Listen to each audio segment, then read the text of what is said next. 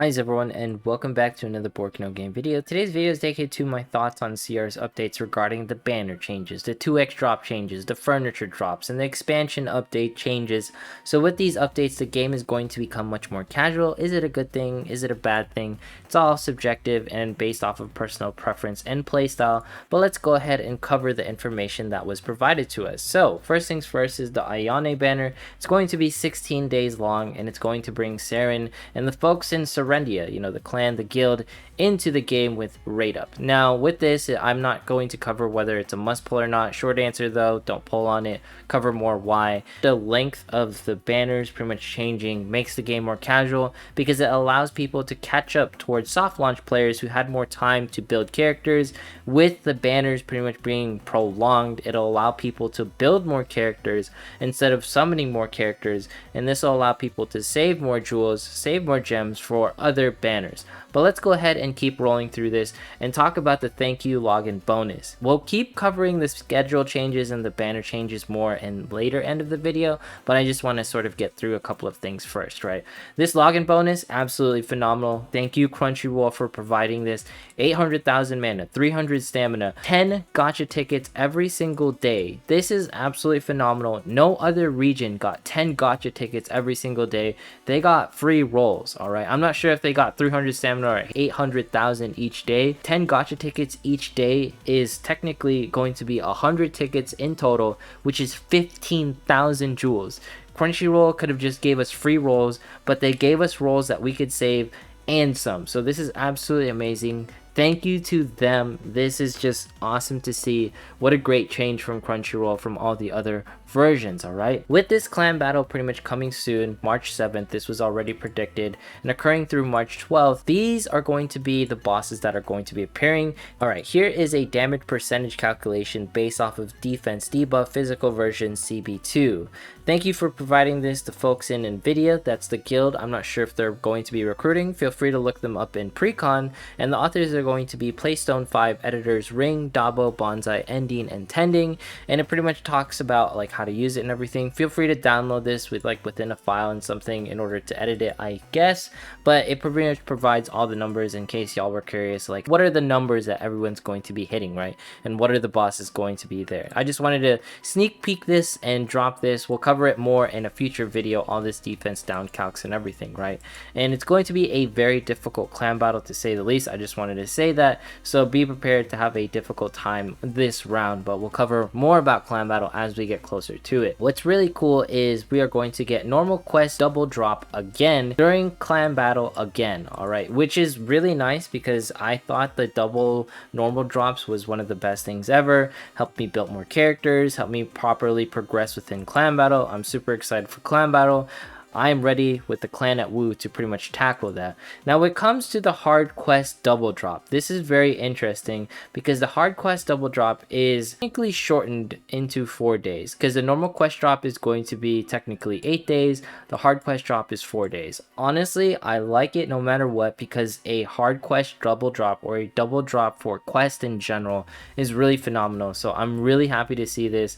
I'm going to be expending a lot of stamina during the hard quest one because I feel like hard quest shards are probably the most coveted thing that I can farm for within the game, because I do want to get some characters to 5-star eventually, but I highly recommend focusing your stamina for particular characters as a free-to-play. We'll cover more on what to do as we get closer to these dates, right?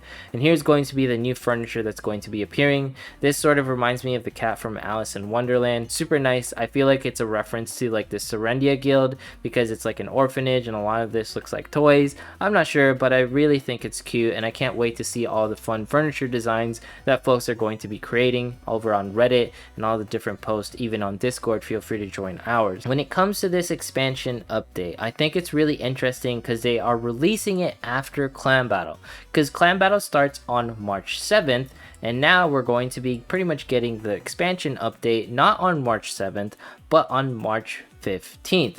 This is really nice because it prevents you from going crazy trying to farm like hell in order to raise units, in order to get to player level 88 ASAP.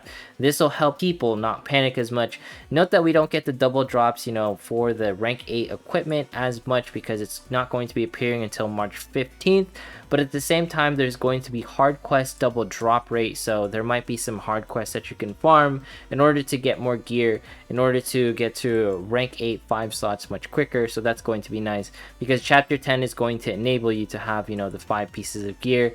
If you're wondering, rank 8 with 5 pieces of gear, it's probably going to be a little bit better for some characters. We'll have to wait and see whether all 5 pieces of gear is really going to break the game, but honestly, I feel like 5 gear is way better than the 3 gear that characters initially had before within the chapter 9 release. Alright, let's go ahead and start talking about the gacha banner schedule changes.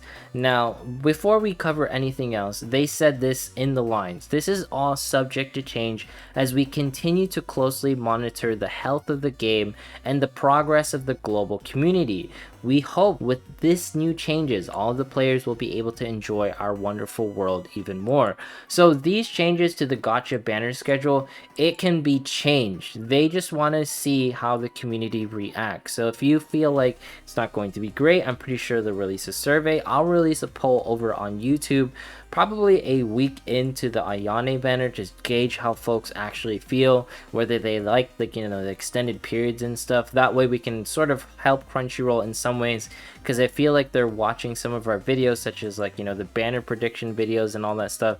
They're very aware of the existence of the fact that we have clairvoyance and we know what's going to be appearing. So with that being said, they are trying to help players like we talked about in the beginning of the video. That way players who are just joining have somewhat of a decent advantage or a decent playing field within soft launch players, because soft launch players have a huge advantage. I was a soft launch player. That's how I pretty much have, higher player level. I have more resources. Some of you are wondering, how do you have 60 million mana? I'm using the 2x grotto and all that stuff. But at the end of the day, when it comes to this is all CR trying to balance the game. Of course, we can request for them to change, but one of the things that I'm really scared of is this image right here that was pretty much posted at the beginning of Princess Connect. I don't want to go back to this place. By the way, this was a joke. This wasn't serious, but I just don't want us to be here again, right? And it's one of those things where we can pretty much tell Crunchyroll, like, hey, we don't want to go back to that place where the game didn't have enough stuff to do. We can definitely change that. And as a community, we can make that voice be heard, because Crunchyroll is definitely listening both on Reddit, on YouTube, I believe, because I've held polls on, like, how do you guys prefer content? You know what I mean? Like, I'm doing those polls for my self-interest, but I feel like some of the developers or some of the publishers have been looking at the polls that we've been doing regarding gacha games to sort of drive community feedback in certain ways. I'm curious if they'll ever release one on Twitter. But at the end of the day, when it comes to these gacha banner schedule changes, we got to take it with a grain of salt, and we got to see how it works out, right? Once we have more experience and once we can actually see, let's make a judgment there. It's too early to say whether this is good or bad. Personally, I've already felt what it's like to sort of slow down on content, because in soft launch, nothing happened for a month. I definitely felt the pain, but other players have not yet felt the pain, so I'll let everyone figure it out as we get to it, because everyone's opinion is always different. Alright, so when it comes to all these changes, just go into the menu, go into the support section, and you can actually contact CR or Crunchyroll or Cygames, whoever is making these and implementing these changes, to pretty much provide feedback on how you feel about certain things, whether this acceleration is a good thing, a bad thing, how you feel about it, and all the details right here. Note that devs do read this and publishers do read this, because it tells them, the gauge of the game. They might not reply to you, but they will read it. If we get enough community feedback in there saying how we actually feel about these changes, then I'm sure something will occur.